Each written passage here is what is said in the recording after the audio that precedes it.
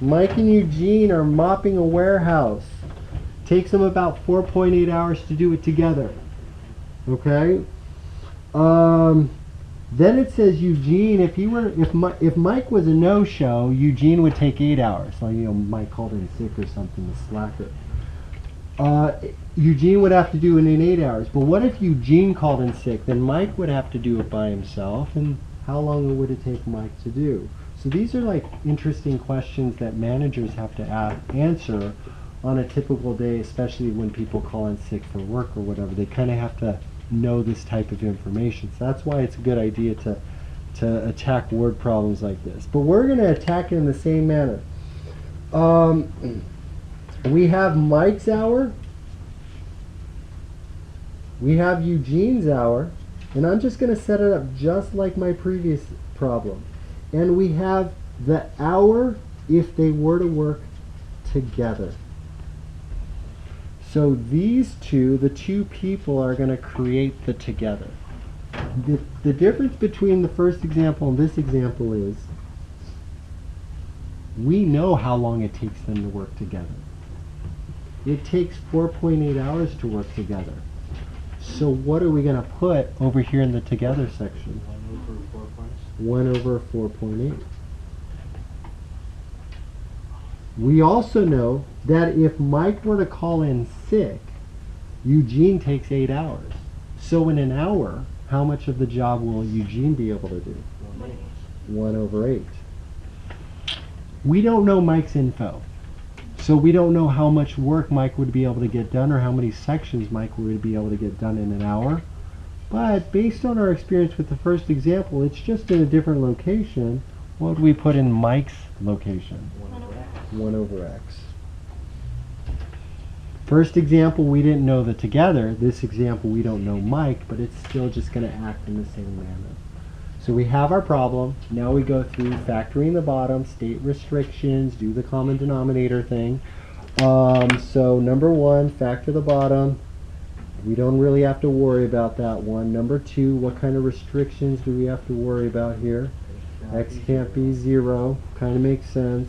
Number 3, the common denominator. Now all of a sudden many of you are running to your calculators. Again, I warn you, don't do calculators here. It's too early because you don't know if you're going to be able to use one, so you have to train yourself to do the entire problem without, just in case. Some of you are going to get a calculator and get like 38.4 or something like that, and you're going to say the common denominator is like 38.4x. I say, you know what? Let's leave the common denominator as an x, as an 8, and as a 4.8 without multiplying. Many of you are going to want to put it all together. I actually argue if you keep them separate, it will make the work actually more efficient and less. So let's go ahead and set up our multiplying trick and see if my argument for keeping them separate is true.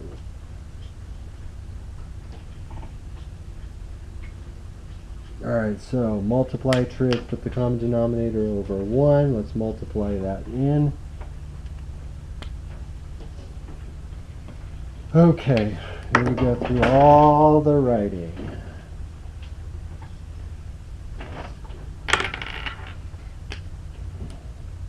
X, 8, 4.8 over 1 plus 1 over 8. X, 8, 4.8 over 1 equals 1 over 4.8 x 8 4.8 over 1. Alright, so we have the multiply trick set up. Let's attack it. Cross out the x.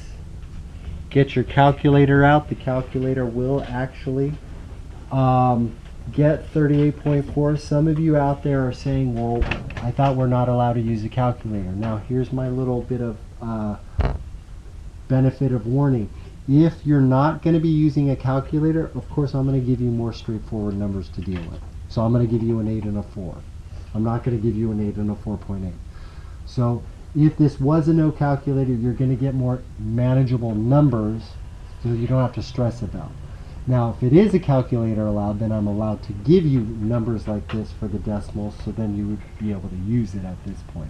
Okay, so keep that in mind, that if the numbers are more reasonable without a calculator as well.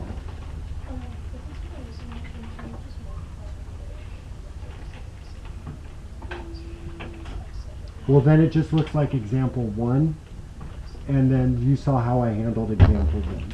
Okay? Alright, moving on to the second one, 8, 8. This is just kind of an ugly but pretty straightforward 4.8x equals, the 4.8's cancel. This is a very ugly 8x. Alright, now it's off to pre-algebra time. Probably want to subtract the 4.8x. Cross that out.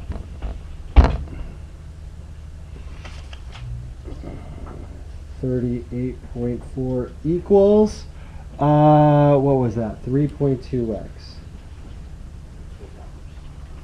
Okay, divide by the 3 point, what? Well, we're not, okay. Divide by the 3.2 first, and we get x equals, now if this was a no calculator, we would say 38.4 over 3.2 hours, which looks funny, but we get funny no calculator answers.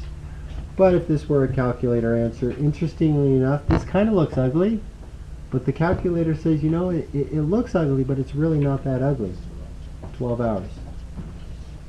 And this is how long it would take for Mike to work by himself if Eugene called in sick.